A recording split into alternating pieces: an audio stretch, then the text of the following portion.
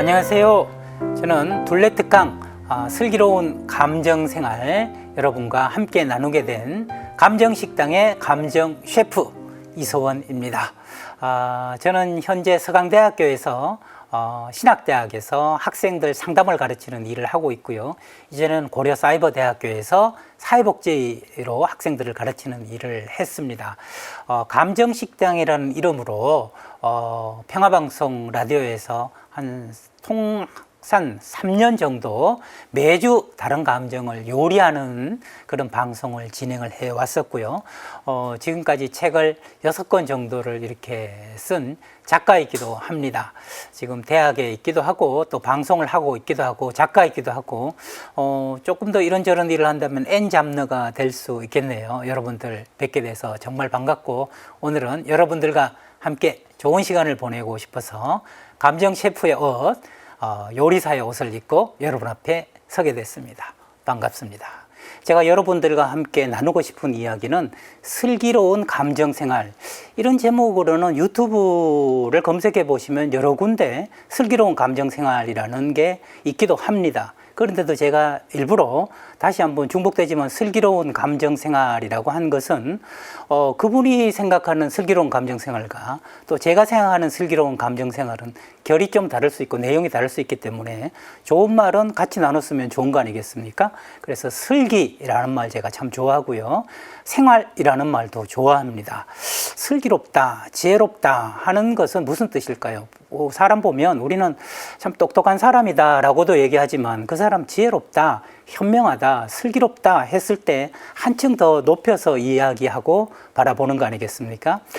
조선시대 때 홍태지라는 그 정승이 있었는데 어릴 때 굉장히 슬기로웠다고 그래요. 하루는 대낮에 아버지가 이제 그 잠을 자고 있는데 큰 그 뱀 한 마리가 아버지 배 위를 이렇게 가더라는 거죠. 여러분이라면 어떻게 하겠습니까? 근데 이 홍태지는 얼른 뜰로 나가가지고 개구리 한 마리를 잡아서 그 뱀 앞쪽으로 던졌다는 거죠. 그랬더니 뱀이 그 개구리를 잡으려고 쓱 가서 아버지가 뱀한테 물리는 그런 사고를 막았다고 그래요. 세상과 사물의 이치를 잘 알아서 공경에서 벗어날 수 있는 것, 이것을 우리는 슬기롭다, 지혜롭다, 현명하다 그러는데요. 그래서 슬기롭게 무슨 생활을 한다? 감정 생활을 한다 그러는데 생활이라는 말도 재밌습니다. 살생자예요. 우리는 사는 게 참 좋지 않습니까? 오죽하면은 그 타타타 노래 보면 산다는 건 좋은 거지 수지 맞는 장사잔소 이렇게 나오잖아요. 산다는 건 좋은 거죠. 수지 맞는 장사. 그 밑에 가사가 또 어떻게 나갑니까? 알몸으로 태어나서 옷 한 벌은 건졌잖소 라고 말이 나오는데 말이죠. 산다는 것은 좋은 겁니다. 특히 우리나라 사람처럼 사는 걸 좋아하는 민족이 또 어디 있을까 싶어요. 개똥밭에 굴러도 이승이 났다, 이런 말 여러분 어릴 때부터 들어보신 거 아니겠습니까? 산다는 건 좋은 일입니다. 그냥 사는 게 아니라 활기 있게 산다, 그것을 생활이라고 이야기하는 거 아니겠습니까? 그러니까 슬기로운 데다가 활기 있게 산다. 무엇으로? 감정.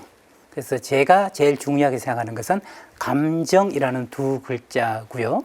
우리나라가 전 세계에서 가장 감정적인 민족이라는 거 여러분 알고 계시는지요? 우리나라 국어사전에 단어 수가 52만 개, 전 세계에서 거의 가장 많은데 그 중에 제일 많은 게 형용사, 감정을 나타내는 형용사라는 거죠. 여러분 그냥 그래 영어로 어떻게 옮겨요? 불어로 어떻게 옮깁니까? 옮기기가 정말 불가능할 정도로 어렵습니다. 찝찝하다, 서운하다 이런 거 옮기기가 정말 어려운 거거든요. 그만큼 감정이 풍부한 민족입니다.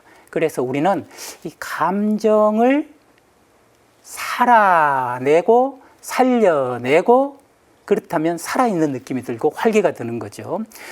제가 지금 감정 요리사 옷을 입고 왔는데 감정 셰프라고 저를 부르고 있는데 여러분 비밀, 제 영업 비밀 알려드리면 아시아의 3대 식당 아십니까? 일본의 심야식당, 그리고 백종원의 골목식당, 그리고 저 이서원의 감정식당이 있습니다. 저는 감정식당의 수석 셰프, 수석 빼면 셰프 이서원입니다. 여러분들과 함께 감정 세계로 쑥 들어가서 이야기를 이제부터 하나씩 좀 나눠볼까 합니다. 슬기로운 감정생활. 오늘은 첫 번째 시간입니다. 오늘 첫 번째 나눌 것은 감정의 종류는 어떤 것이 있는가 하는 이야기를 좀 나눠보고요. 이후에는 이 감정이 사람마다 다 다릅니다. 왜 다를까 하는 이야기. 그리고 마지막으로 이런 감정을 정말 감정 셰프라고 제가 말씀드렸는데 맛있게 요리하려면 제가 운영하는 게 감정 식당이거든요. 감정 식당에서 모든 감정을 맛있게 요리하려면 어떻게 하면 좋은가? 기본 꿀팁 하나를 여러분한테 드리는 시간으로 오늘 여러분을 만나뵐까 합니다. 바로 본론 속으로 들어가 보도록 하겠습니다. 세상의 모든 감정을 나누면 몇 가지가 있을까? 저는 두 가지가 있다고 생각을 하는데요. 하나는 좋은 감정, 하나는 싫은 감정이라는 거거든요. 여러분이 제 인상을 봤을 때 두 가지 감정 중에 하나입니다. 아, 싫다, 채널 돌리자. 이런 감정이 있고요. 또 하나는, 한번 볼까? 좋은 감정입니다. 제가 그 촬영을 위해서 버스를 타고 이제 저는 내방역에 사무실이 있습니다. 내방역에서 버스를 타고 오는데 뒷자리에 젊은 여성분이 두 분 앉으셨어요. 앉으셔가지고 이야기 중에 대박이다 진짜, 진짜 대박이다 이렇게 이야기를 하는데 요즘 한국말 중에 여러분 제일 많이 쓰는 말, 제일 많이 하는 말이 대박이라는 이야기거든요. 대박 나세요. 진짜 대박이야. 그러는데 한국말 중에 정말 많이 쓰는 말은 진짜라는 두 글자입니다. 우리나라 사람처럼 진짜야? 진짜? 진짜? 이 말을 쓰는 민족이 없을 정도예요. 우리 루브르 박물관 앞에 가면 한국 사람인지 아닌지를 아는 방법은 이거 진짜일까? 그럼 한국 사람이라는 거죠. Really? 이런 말을 좋아한다는 거죠. 저희 선배님이 그 네팔에 한 번씩 가족들이 갔는데 가족들이 네팔에 가면 그 루비를 노천에서 판다는 거예요. 파는데 외국 사람한테는 루비 이렇게 파는데 한국 사람한테만 다르게 판다는 거예요. 어떻게 팔아요? 진짜루비 이렇게 판다는 거죠. 진짜 얼마나 진짜냐고 물었으면 진짜라고 하겠어요. 그래서 기름이라고 하지 않고 참기름이라고 하고 진짜 참기름 그것도 부족해서 장모님이 만들어준 어머님이 만들어진 진짜 참기름 팝니다 이렇게 이야기하는 거잖아요. 사기꾼도 전 세계에서 한국 사람이 제일 많대요. 그만큼 진짜라는 말이 오랫동안 써왔는데 이 속에는 감정들이 여러 개 들어있죠. 뭐 의구심도 들어있고 그다음 놀라움도 들어있고 진짜라고 할 때는 아니라고 했을 때 배신감도 들어있고 이런 감정들이 들어있잖아요. 근데 진짜에다가 뭐가 합해졌냐? 대박이라는 말이 합쳐졌죠. 대박의 어원 아십니까? 대박은 클 때자에 선박 박자일 때 선박이다. 큰 배다 이 말입니다. 근데 이 큰 배가 왜 지금의 대박이야? 큰 행운이다. 큰 성공이다. 뭐 이런 대박으로 됐을까요? 큰 배에는 원래 많은 물건들을 싣고 오잖아요. 그 물건들을 다 팔면 크게 돈을 벌고 크게 성공하지 않습니까? 그런 유래를 가지고 지금은 그런 뜻에서 아주 벗어나서 일상화가 돼서 대박이야 이렇게 이야기를 하는데 제가 오늘 버스에서 그 얘기를 들으면서 한국 사람, 우리나라 사람들이 가장 좋아하는 감정의 1위를 꼽으면 대박이다. 이것을 감정의 언어로 이야기하자면 희노애락 할 때 희에 해당하는 겁니다. 기쁜 거죠. 대박이 나니까 기쁜 거죠. 좋은 학교에 가서 대박이다. 야, 옷이 정말 가성비 있게 샀다. 대박이다. 음식 이 집 가성비 너무 좋고 맛있다. 대박이다. 된장찌개 먹었는데 대박이야. 우리 일상에서 제일 많이 쓰는 말이 대박입니다. 옛날에는 대박이라는 말 대신에 기쁘다라는 말을 썼는데 강조하는 말로 대박이라고 쓰는 거죠. 그 다음에 또 많이 쓰는 말이 뭡니까? 요즘 젊은 세대들이 주로 많이 쓰는 말, 모든 감정을 통폐합해서 이 단어 하나로 끝납니다. 그 단어 하나가 짜증나라는 말입니다. 짜증난다는 말 속에 억울하다, 화난다, 서운하다, 섭섭하다, 배신감을 느낀다, 그 다음에 아쉽다, 뭐 이런 모든 감정들이 다 들어가서 짜증난다 이렇게 표현이 되거든요. 그럼 짜증나에는 뭐가 들어갔냐? 성낼 노자가 들어간다. 옛날에는 화난다, 정말 화나, 앵그리 버드, 화난다 이랬는데 요즘은 전부 짜증나 이렇게 쓰거든요. 또 우리가 많이 쓰는 말 중에 하나가 뭐냐 하면 짠하다 이래요. 제 아내하고 제가 이제 자주 보는 프로가 그 종합 그 프로 방송국 중에 돌싱 포맨 돌아온 그 돌싱 4명 거기 보면 짠원이라고 나오잖아요. 임원희 씨가 배우가 나오는데 집에서 혼자 진짜 노총각에 사는 것도 정말 노총각 냄새 펄펄 나게 그렇게 참 살 때 아유 짠하다 참 아유 짠해 저래서 결혼하겠나 이런 생각이 시청자한테 들었는데 그게 컨셉이 돼가지고 계속 방송에 나오지 않습니까? 짠하다. 이것은 어떻게 보면 희노애, 슬플 애자에 속한다. 슬픔이라는 것은 뭔가 그때 가져야 되는 것을 잃어버린 거. 돌싱 포맨 자체가 짠한 프로그램 아니겠습니까? 가정에서 전부 이혼하고 혼자 지금 싱글이 된 그거 자체가 쌍하다. 뭔가 상실됐다. 임원희 씨도 사는 걸 보면 좀 짠하다, 슬프다. 그래서 한국인의 감정 요즘 많이 쓰는 표현이 짠하다 하는 것은 희노애에 속한다. 그 다음에 또 많이 쓰는 말 뭘까요? 여러분 자녀를 키워보시면 자녀들이 주로 하는 말 중에 꿀잼이라는 말이 있는데 이것은 제가 점잖게 얘기한 거고 제 아들만 해도 18살인데 제 아들은 꿀잼이라고 표현하지 않고 개꿀 이렇게 이야기한단 말이죠. 개꿀 그게 뭐냐? 희노애락의 마지막 락 즐거움이다 라는 겁니다. 그러니까 표현은 시대마다 달라져서 지금은 대박이야 기쁨 그 다음에 짜증나 화 분노 그 다음에 짠하다 슬픔 그 다음에 개꿀 꿀잼 이런 말로 락 결국은 우리의 많은 감정들은 희노애락을 시대에 따라서 다른 유행어로 다른 말로 표현하고 있다는 것을 알 수 있는데요. 희노애락을 한번 두 가지로 나눠본다면 좋은 감정이 두 가지 있어요. 무엇이 있습니까? 맞습니다. 대박 그 다음에 꿀잼 이것이 좋은 감정이죠. 그래서 좋은 감정이 있어요. 또 하나는 어떤 거예요? 나쁜 감정이에요. 나쁜 감정. 우리 어떤 거죠? 짜증나. 그 다음에 짠하다. 이것은 좀 부정적인 감정이다. 이걸 한자를 쓰자면 긍정적인 감정이 있고 부정적인 감정이 있다 하는 것을 우리는 알 수가 있는 거죠. 그렇다면 오늘 제가 첫 번째로 드리겠다고 한 말씀은 감정의 종류는 뭐가 있는가 외울 필요가 없습니다. 왜냐하면 두 개밖에 없기 때문에 좋거나 싫거나 밖에 없다는 겁니다. 그럼 어떨 때 좋을까요? 어떨 때 싫을까요? 어떨 때 기쁨과 즐거움이 올라오는 것일까요? 어떨 때 슬픔과 분노, 짜증이 올라오는 것일까요? 그것을 저와 함께 알아보실까요? 우리는요, 이것을 알기 위해서는 무엇을 알 필요가 있냐 하면요, 기쁨과 슬픔, 또 분노와 즐거움 이런 것들을 알기 위해서는 생명이라는 두 글자를 알아볼 필요가 있는데요. 생명을 한자말로 하자면 살아있는 것을 명한다 이런 뜻입니다.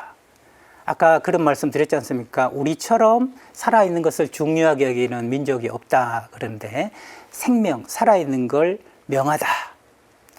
살아있는데 도움이 되면 즐거운 감정이, 살아있는데 방해가 되면 싫은 감정이, 부정적인 감정이 올라온다. 이렇게 이해하시면 됩니다. 우리의 이 뇌가요, 오랫동안 진화해온 거 여러분 아시죠? 진화해온 거 아는데, 옛날에는 우리 뇌가 굉장히 작다가 점점 이렇게 커졌거든요. 이렇게 3단계를 거쳐서 커졌다고 이야기를 해요. 첫 번째 뇌를 우리 흔히 학자들은 파충류의 뇌다 이렇게 이야기를 합니다. 우리 축구를 하다가 손흥민 선수가 정말 기가 막힌 그 킥을 해가지고 손흥민 존이라는 게 있잖아요. 그쪽으로 골을 넣으면 우리 하던 사람이 그 중계하던 사람이 이런 얘기입니다. 동물적 감각으로 뭐 이렇게 이야기를 하는데 바로 그 동물적 감각이라고 이야기하는 것. 이것은 생명과 직결된 그래서 이것은 생존 감정이라고 부를 수가 있습니다.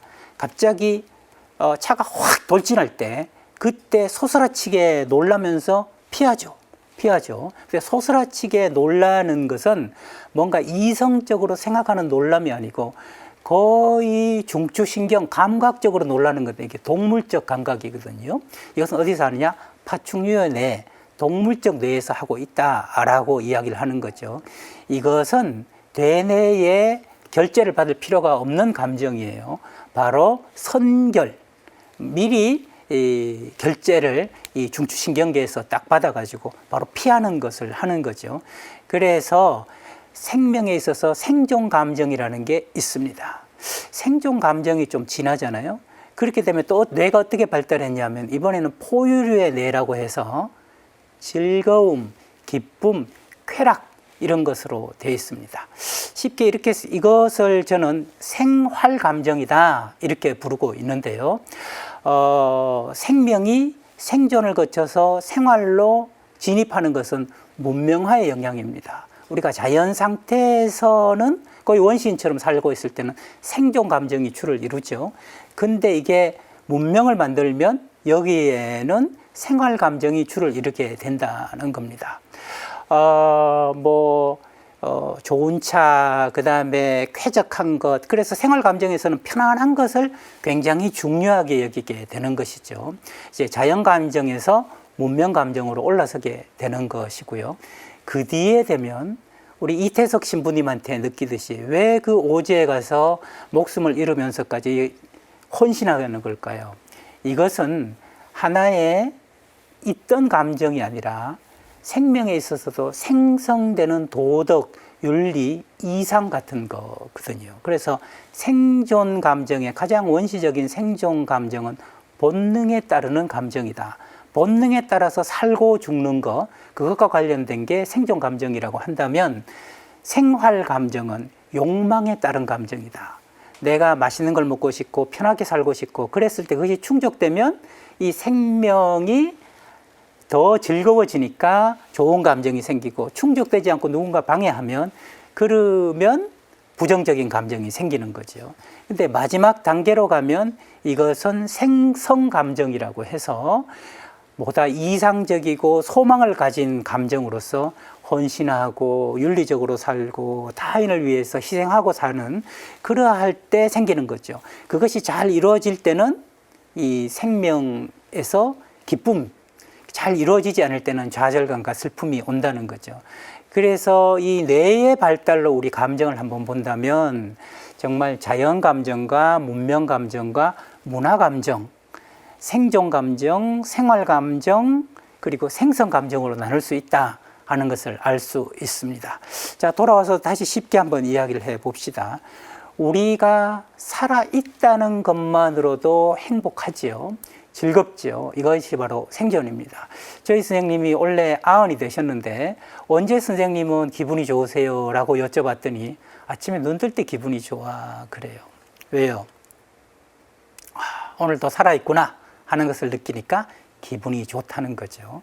그래서 사람은 참 묘한 것이 아주 어릴 때는 생존 감정으로 살아요. 그러다가 나이가 들면 생활 감정으로 살고 조금 더 나이가 들어 돈도 있고 여유도 되면 생성 감정으로 좀 살다가 마지막으로는 생존 감정으로 또 돌아가는 거죠.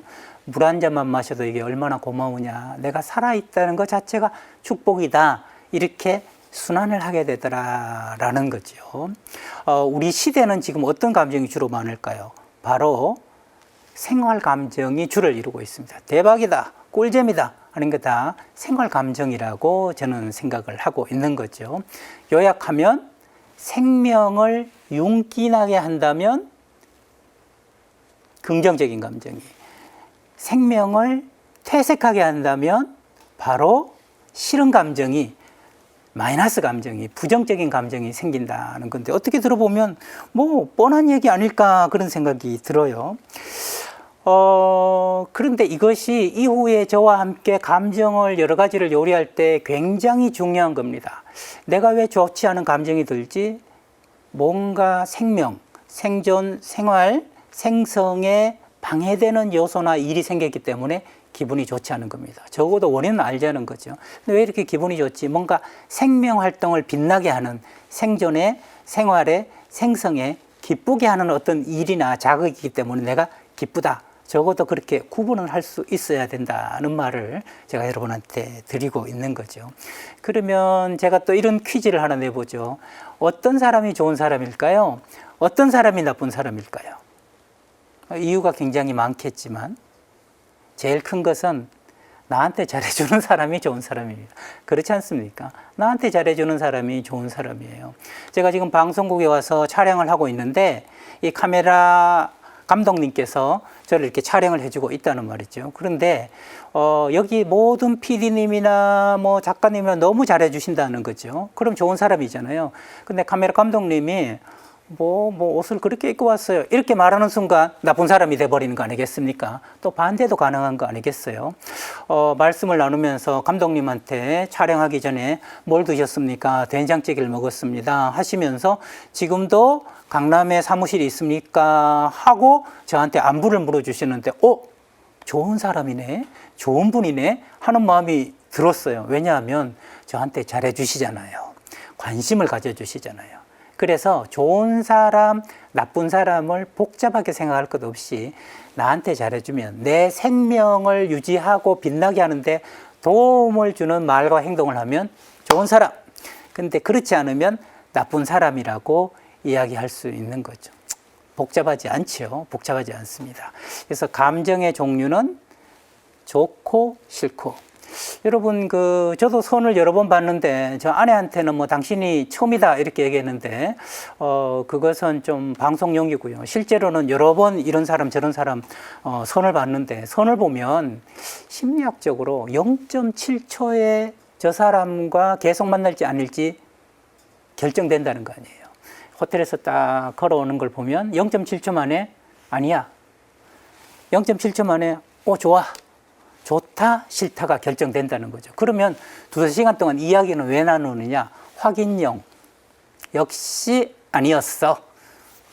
역시 괜찮아. 그리고 전화번호를 주고 다시 한번 봅시다 하는 건데 그 결정이 얼마 만에 이루어진다고? 0.7초만, 1초도 안 돼서 이루어진다는 거죠. 그래서 그럴까요? 프랑스 엄마들 이야기를 들으면 제가 참 지혜롭고 현명하다 생각하는데 프랑스 엄마들은 자녀한테 이렇게 얘기를 한대요. 얼굴은 네 거지만 표정은 네 게 아니야 라고 얘기한다는 거죠. 그 말 참 깊은 말 아닙니까? 얼굴은 네 것이지만 표정은 네 게 아니야. 정말 그런 것 같아요. 그죠? 표정은 0.7초 만에 다른 사람한테 선물이 되기도 하고 좋은 사람으로 내가 다가가기도 하고 나쁜 사람 또 받기 싫은 그런 물건이 되기도 하기 때문에 표정 관리 잘해야 된다. 저는 또 이렇게 그것을 응용해서 만들었습니다. 입은 내 것이지만 말은 듣는 사람 거다. 그죠?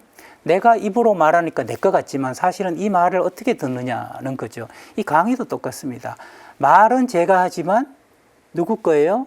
듣는 여러분들의 것이다.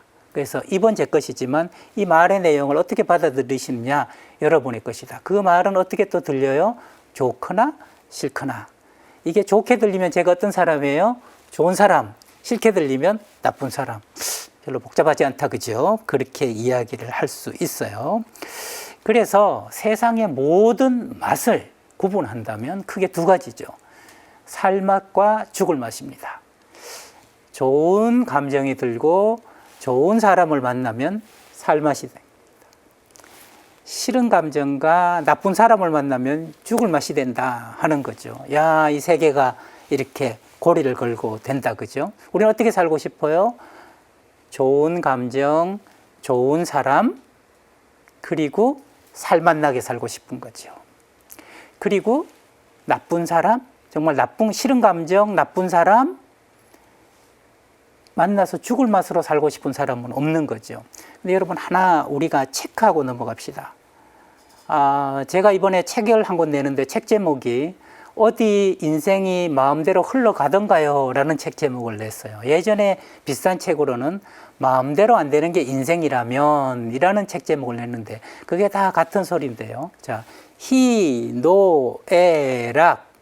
그걸 저는 두 개로 줄였는데 다시 좀 펼쳐서 희노애락 네 글자를 둔다면 우리가 살아가면서 대박인 일이 100% 중에 몇 프로나 일어날까요? 저는 10% 안 된다고 생각합니다. 그러면 꿀잼, 개꿀 하는 이 즐거움은 또 몇 프로 정도 일어날 거예요? 이것 역시 10%가 안 된다. 최대로 봤을 때 10%, 10%다. 그럼 80%는 어디에 가 있느냐? 짜증나는 일이 40%. 그 다음에 짠한 일이 40%. 1대 4대 4대 1. 그래서 저는 이것을 인생사 1대 4다. 앞에서 하면 1사, 뒤에서 하면 4일이니까 1대4다. 이렇게 저 스스로 네이밍을 해서 부르고 있는데요. 여러분, 그런 것 같지 않아요? 저도 이제 60에 가까워져 오고 있는데요. 이렇게 살다 보니까 제 삶을 돌아보니까 대박인 일은 10%가 안 됐어요. 그리고 정말 꿀잼인 것도 10%가 안 됐습니다. 그러나 화나고 짜증나는 일이 거의 절반에 육박하는 40% 이상이었고, 슬픈 일, 자꾸 부모님이 돌아가시고 누구하고 배신당하고 이런 슬픈 일들이 상실이 계속 다가오는 게 4 정도가 된 거, 40% 정도가 된 것 같아요. 그래서 슬기로운 우리가 감정 생활을 하려면 좋은 일, 기쁜 일, 좋은 감정, 좋은 사람 만나는 것은 기껏해야 20%밖에 안 되고, 나쁜 일, 싫은 감정으로 죽을 맛인 게 80%가 된다는 걸 기억할 필요가 있다.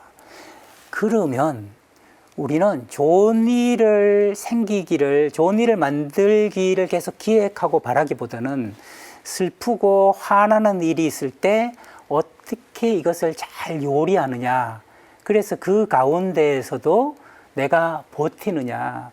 뭐 유행하는 말 중에 존버라는 말이 있었지만 그 말보다 저는 즐겁게 버티는 것, 하는 것을 알려면 슬기롭게 감정생활하는 원리를 알아야 된다는 게 제가 여러분한테 이 강의를 하고 있는 이유라고 생각할 수가 있습니다.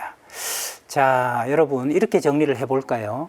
사람한테 제일 중요한 일은 사는 일이다. 이 사는 일은 생존 그 자체, 그 다음에 또 기왕이면 무슨 치마라고 생활, 그리고 마지막에 좀 경건하게 생성, 이런 것들이 다 포함된다. 다 생명활동과 관련이 돼서 여기에 도움이 되면 좋은 거, 도움이 안 되면 싫은 걸로 감정이 되고, 사람도 그렇게 분류가 되지만 싫은 게 인생에 적어도 8알은 된다. 좋은 것은 2알밖에 되지 않는다. 20%밖에 되지 않는다. 이 8알을 잘 요리하는 것이 굉장히 중요하다 하는 말씀을 제가 드렸고요.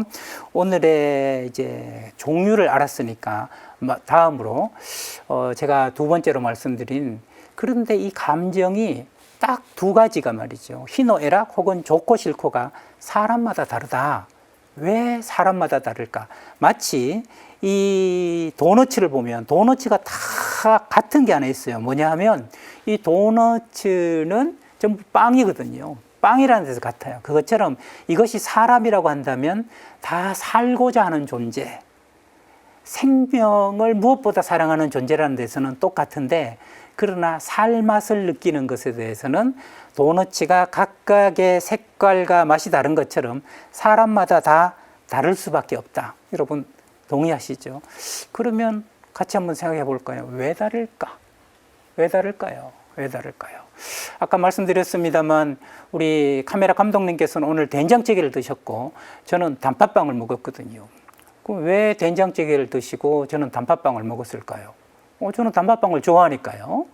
우리 또 감독님께서는 된장찌개를 좋아하시니까 이걸 우리 둘이 싸울 수는 없지 않습니까? 점심은 단팥빵 먹어야 됩니다. 이렇게 제가 주장할 수 없고, 우리 감독님께서 저한테 아니 교수님, 점심은 당연히 한국 사람은 된장찌개 먹어야죠. 이렇게 할 수 없는 거 아니겠습니까? 그냥 다를 뿐이다 라는 건데 왜 다를까? 왜 다를까? 하는 것을 이제 하나씩 알아볼까요? 사람마다 감정이 다른 이유, 좋고 싫고가 다른 것, 희노애락이 다른 이유는 일단은 시간으로 생각을 해봤을 때 시대마다 다르다고 할 수 있는데요. 옛날에 우리 아버지 시대, 형님 시대, 누님 시대, 언니 시대, 그죠? 엄마 시대, 할머니 시대에 중요했던 것은 미래였습니다. 당장은 배가 고프지만 그래도 조금만 참으면 우리 집 월세에서 전세되고 전세에서 자가되고, 좀 더 잘 살면 좀 더 넓은 집으로 가고 차도 그렇고, 그래서 허리끈을 동여매고 살려고 했죠. 그렇기 때문에 우리에게 굉장히 중요한 것은 for tomorrow, 내일을 위해서 미래였다고 할 수 있습니다. 근데 세월이 지났습니다. 우리 보릿고개라는 말을 우리 잘 몰라요. 저도 보릿고개를 살지는 못했습니다. 근데 아버님이나 큰형님 통해서 얘기를 들어보면 정말 먹을 게 없어서 학교에서 오다가 흙이 있으면 주워 먹기도 했대요. 너무 배가 고파가지고. 그때는 생존이 굉장히 중요한 시기였잖아요. 그래서 먹을 것만 있으면 행복하고 즐거운 감정이 생길 때였는데 이제 보릿고개가 지났습니다. 먹고 살만해졌어요. 그러다 보니까 생활 감정이 주가 된 거 아니겠습니까? 생활 감정이 돼서 생존 감정 시대는 내일 굶지 않는 게 중요하기 때문에 내일이 굉장히 중요해요. 직장 다닐 때 뭐라고 했어요? 목구멍이 포도청이라고 이런 말 하고 다 먹고 살자고 하는 짓이다.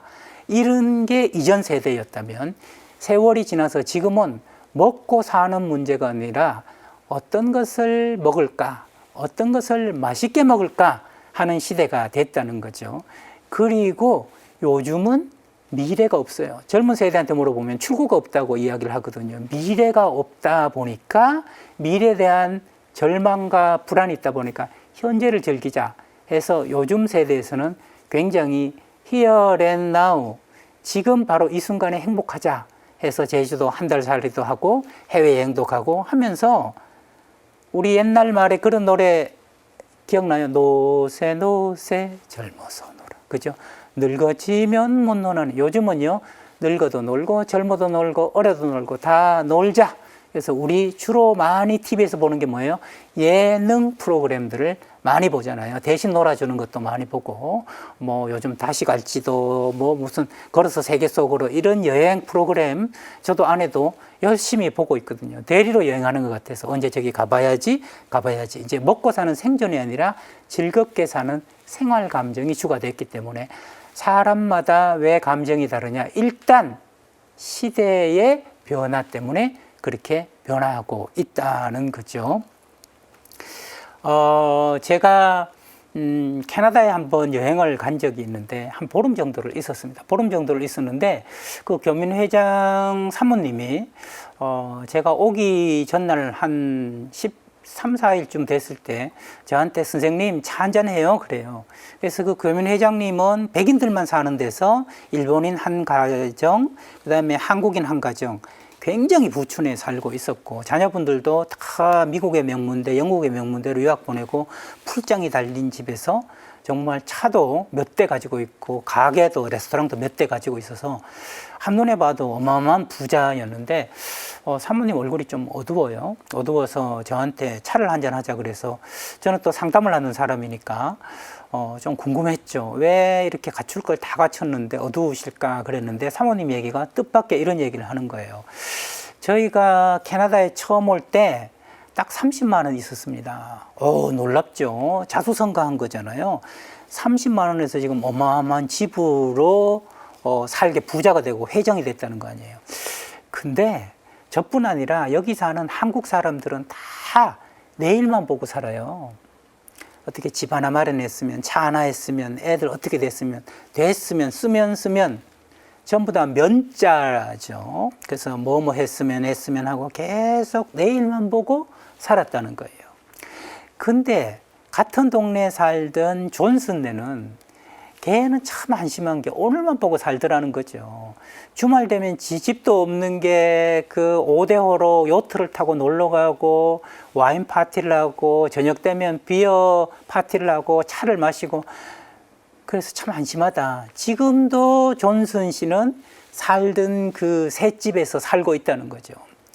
근데 한 40년이 지나는 동안 나는 한 번도 웃은 적이 없다는 거예요. 늘 걱정과 불안으로 40년을 살았는데 존슨 씨는 한 번도 걱정과 불안을 가진 적이 없다는 거죠. 물론 뭐 보장제도가 잘 돼 있어서 그렇다 이렇게 반론할 수도 있지만 사모님이 말씀하시는 핵심은 한국 사람들은 교포들이 죄다 내일만 보고 살다 보니까 전부 내천자가 그려가지고 한숨을 쉬면서 걱정하면서 사는데 이 캐나다 애들은 오늘만 보고 사니까 늘 웃으면서 살더라 그런 이야기를 해요. 그러면서 우리 한국에서도 그렇지 않나요?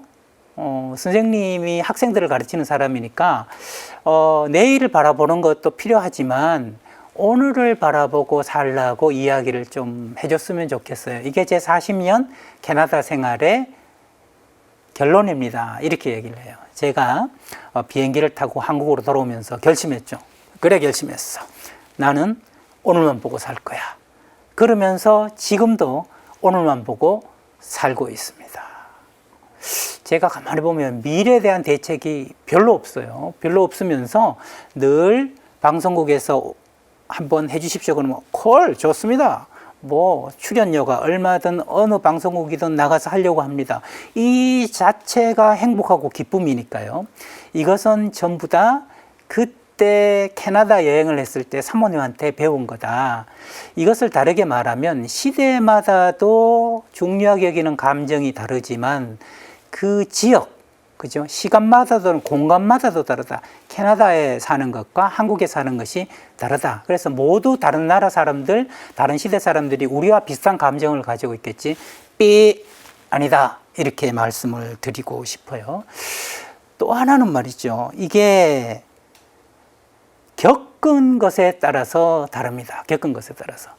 저는 사회생활을 하기 전에 박사 논문을 쓰러 조그만한 그 사찰, 암자라고 그러죠. 암자에 들어가서 경기도에 있는 산에 조그만 암자에 들어가서 스님 밑에서 생활을 5년 정도를 했었습니다.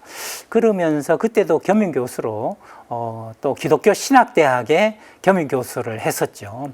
절에서 기독교 신학대학 갔다가 다시 절로 가고 뭐 이런 참 이중 종교 생활을 했었는데 말이죠.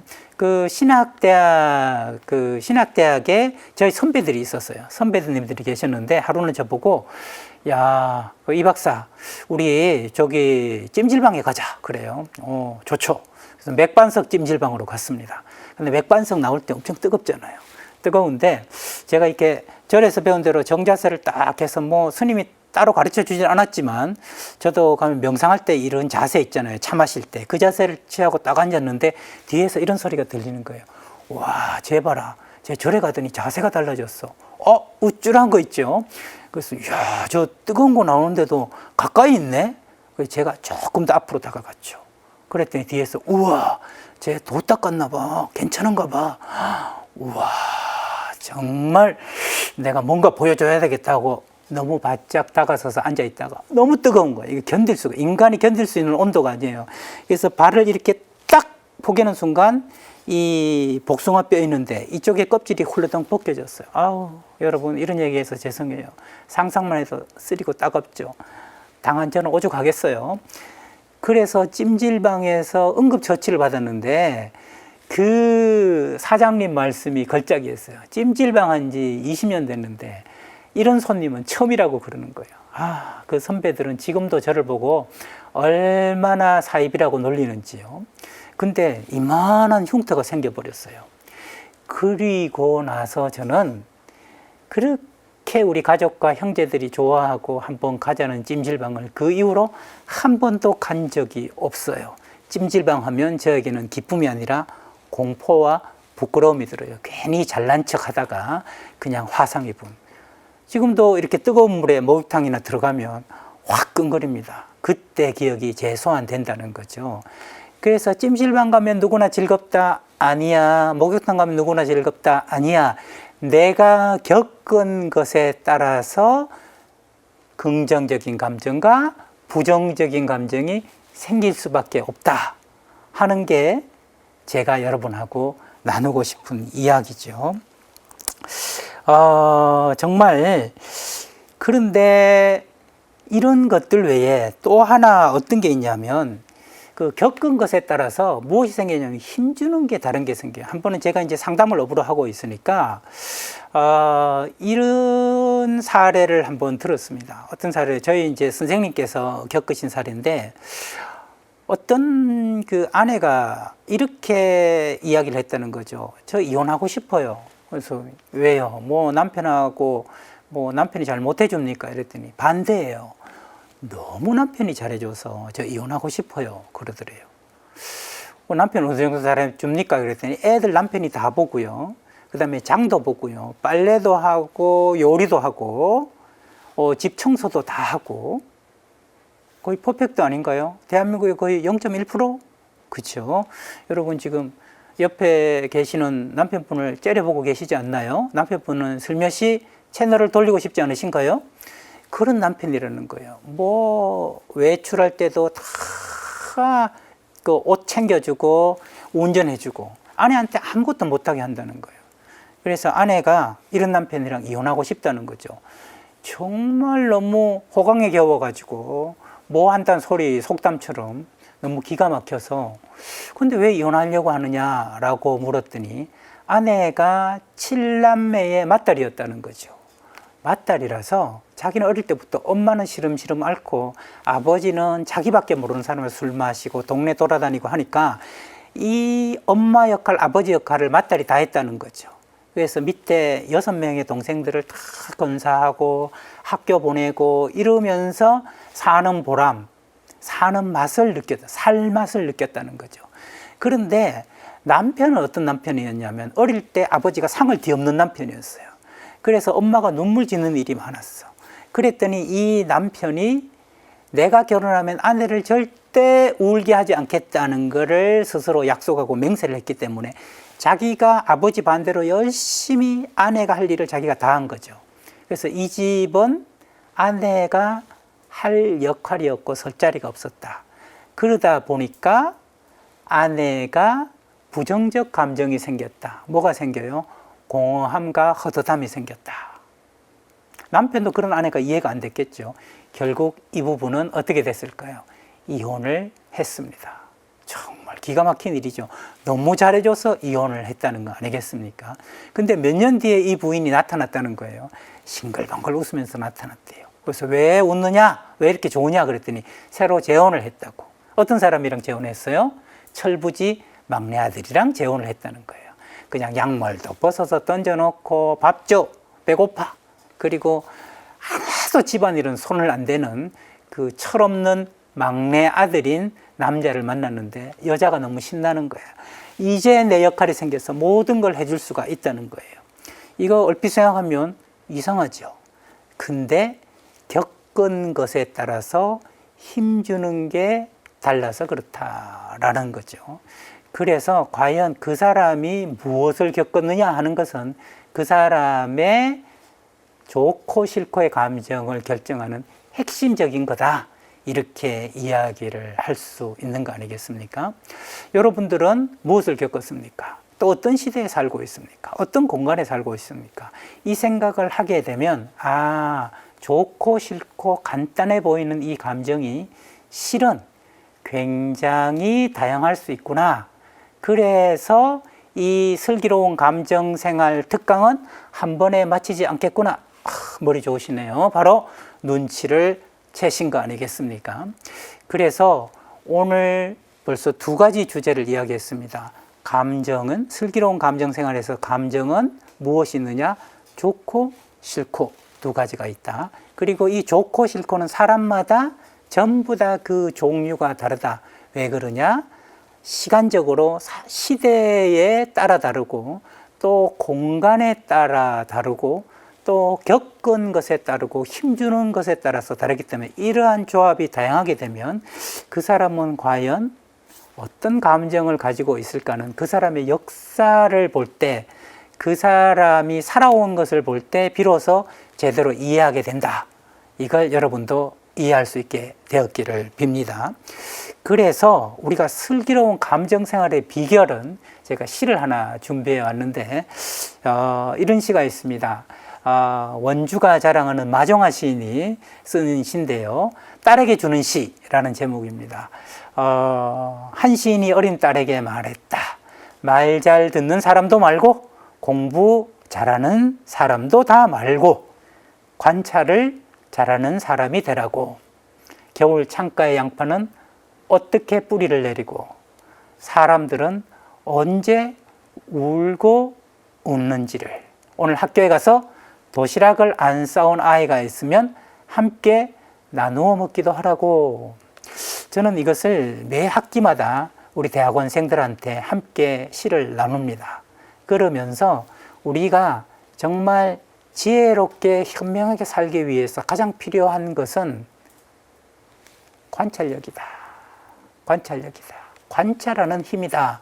라고 이야기를 합니다.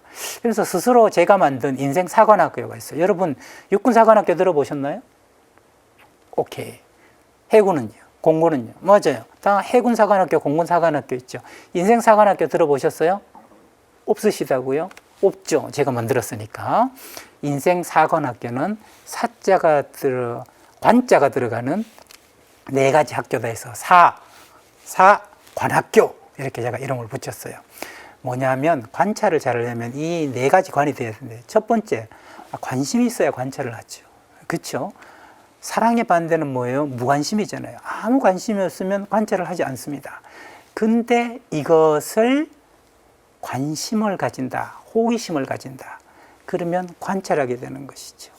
관찰하게 되면 이 사람이 이것을 중요하게 여기는 사람이구나. 이것이 달성되면 기뻐할 사람이구나 하는 것을 알게 되면 그 사람이 좋아하는 것을 준다. 그러면 이것을 관여한다. 그 사람 삶에 관여한다. 그 사람 생활에 관여한다라고 할 수 있죠. 그렇게 관여를 하게 되면 그 뒤에 어떤 것이 생기는, 그게 바로 관계라고 이야기를 할 수 있는 겁니다. 그러니까 인생사관학교는 관심을 가지고 관찰하고 그리고 관여하게 되고 관계를 가지는 것이죠.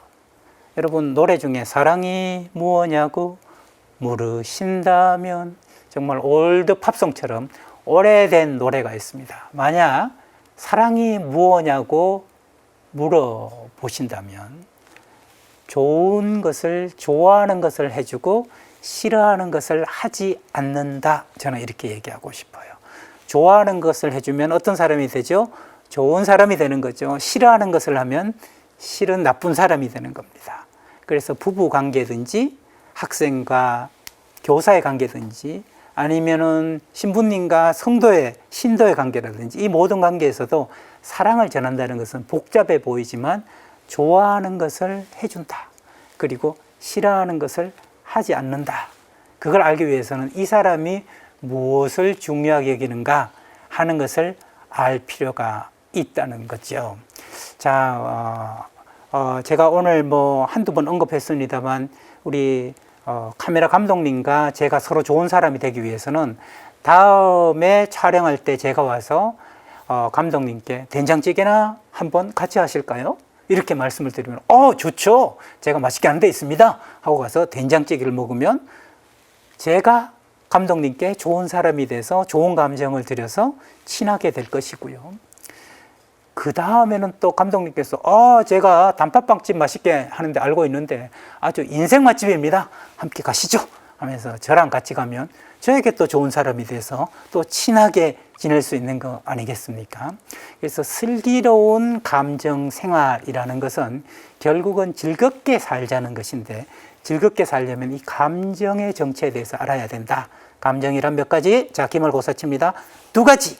좋고 싫고가 있다. 이것에 따라서 좋은 사람, 나쁜 사람이 정해진다. 살맛, 죽을 맛이 있다. 그런데 좋은 것은 20%밖에 안 되고 싫은 것은 80%가 된다. 이것들을 잘 요리해야 된다. 사람마다 다른 이유는 그가 경험하고 어느 시대를 살고 어떤 사회에 따라서 달라진다. 이 달라지는 것을 잘 이해해서 관심을 가지고 관찰하고 관여해서 관계를 가지게 되면 야호! 슬기로운 감정생활, 기쁜 일상생활을 할 수 있게 된다 하는 말씀을 오늘 여러분한테 드리면서 첫 번째 슬기로운 감정생활은 여기에서 마무리하고, 두 번째 더 맛있게 여러분들을 만나는 감정식당 감정셰프가 되도록 하겠습니다. 감사합니다.